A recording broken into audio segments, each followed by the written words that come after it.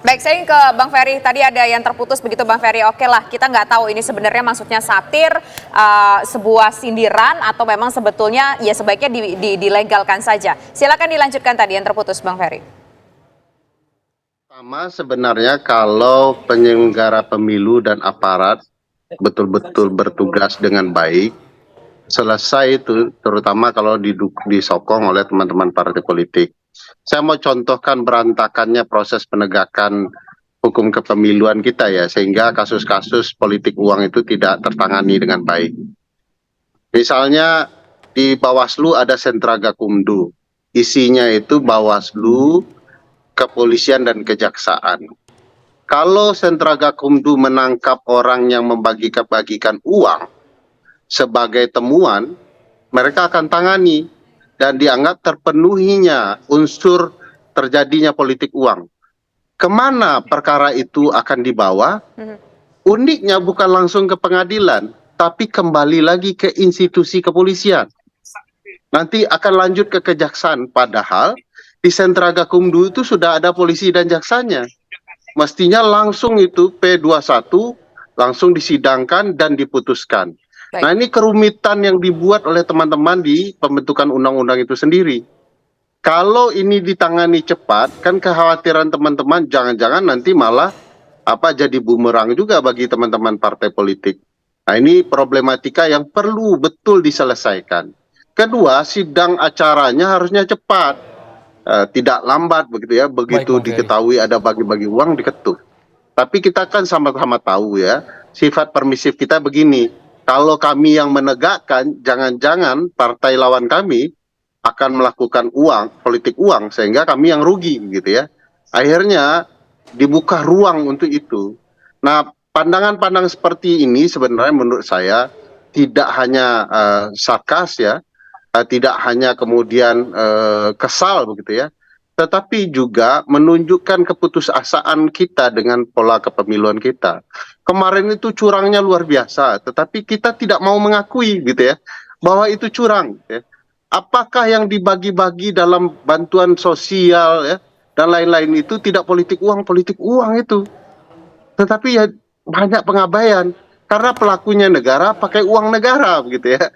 Baik. Jadi bagi saya ini perlu dicermati untuk diperbaiki. Untung ada yang bicara seperti ini untuk kemudian menyampaikan agar kita mampu terbuka mengkoreksi ini. Saya sepakat dengan Bang Deddy ya bahwa ini sesuatu kemunafikan kalau kita abaikan. Bang Ferry. Tapi saya tidak setuju kalau ini diperbolehkan gitu ya. Ini harus dilawan untuk dipastikan agar ketentuan undang-undang kita mampu membuat jerak dan demokrasi kita kian baik. Baik, demokrasi kian baik ya Bang Ferry. Kita langsung ke Bang Deddy Sitorus. Tidak hanya karena cukong, tapi juga karena uang negara juga tidak boleh. Berbicara soal cukong, nah baik. Bang Deddy Sitorus, kalau kita lanjutkan kalimat dari Pak Hugua ini, jangan sampai nanti pemilu ini yang jadi pemenangnya cuma saudagar, bukan lagi pertarungan para politisi dan negarawan. Agar pernyataan ini tidak blunder dan dicerna baik oleh publik, gimana ini Bang Deddy? Karena disampaikan di forum, tayang pula di kanal YouTube-nya TV Parlemen, Bang Deddy Sitorus. Ya itu artinya kan Pak Hugua jujur dengan kondisi realita yang terjadi di lapangan. Tidak mau sebagai anggota DPR beliau bicara fakta yang terjadi di lapangan. Soal cukong-mencukong misalnya saya kasih contoh pengalaman pribadi di dapil saya. Ada caleg yang dibiayai oleh cukong batubara yang kerjanya ngerusak lingkungan. Iya toh? Ada juga caleg-caleg di tempat lain yang biayain orang yang punya kepentingan di daerah itu interest. Ya, apakah itu perkebunan, izin, dan segala macam itu terjadi. Dan kita lihat banyak juga tidak hanya politik uang, tapi politik kekuasaan. Coba lihat yang banyak terpilih itu rata-rata pasti dari dinasti keluarga-keluarga penguasa elit-elit daerah. Itu kan juga satu masalah, tidak hanya politik uang. Nah, kembali lagi sebenarnya, kita bangsa ini pemilunya mau kayak apa? Kalau ini berterusan, tidak ada harapan bagi perbaikan. Saya kasih contoh, Mbak. Di dapil saya bekerja 4 tahun penuh.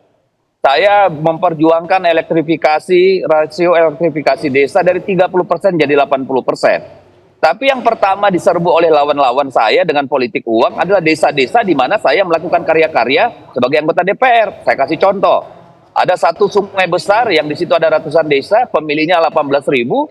Semuanya sudah saya bantu perjuangkan jadi punya listrik di rumah masing-masing. Ya saya cuma dipilih oleh sekitar 1.200 orang dari 18.000 pemilih. Ke depan kayak begini tidak ada anggota DPR yang akan mau bekerja, Mbak. Karena apa? Dia udah kerja nggak ada guna ketika orang datang bawa satu suara itu 400.000. Kalau dia dibanding dengan anggota provinsi dan kabupaten per orang bisa 1 juta lebih. Jadi buat apa anggota DPR kerja capek-capek? Saya kasih contoh lain, ada desa yang saya bantu karena sangat pedalaman dengan ambulan air, speedboat. Itu waktu menyerahkan seluruh warga hadir nih.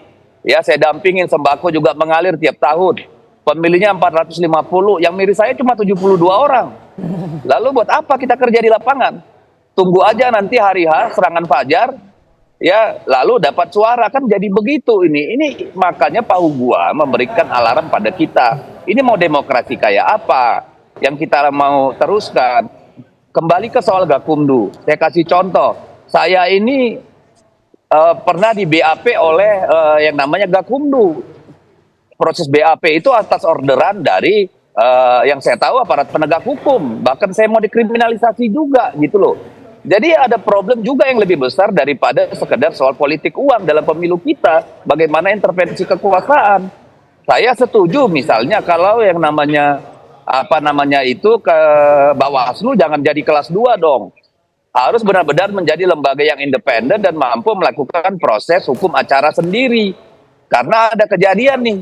Saya anggota DPR aja di BAP, tiba-tiba ada calon yang punya ikatan kekuasaan, ya, itu timnya terbukti di beberapa tempat melakukan money politik, diadili secara in absentia, tapi calegnya sendiri nggak pernah di BAP sama Gakumdu. Ini gimana kita ini politik kita rusak kayak begini? Jadi masalah ini kompleks, ya. Jadi jangan main-main. Jangan hanya karena Pak Hugua membuka borok kita semua lalu seolah-olah oh ini pro politik uang. 60 orang anggota petahana dari PDI Perjuangan itu tidak terpilih kembali karena apa? Mereka tidak sadar dan tidak sadar perubahan dinamika 3 hari terakhir menjelang Lebaran di mana becek sekali money politik. Dan kemudian mereka nggak siap untuk menghadapi money politik.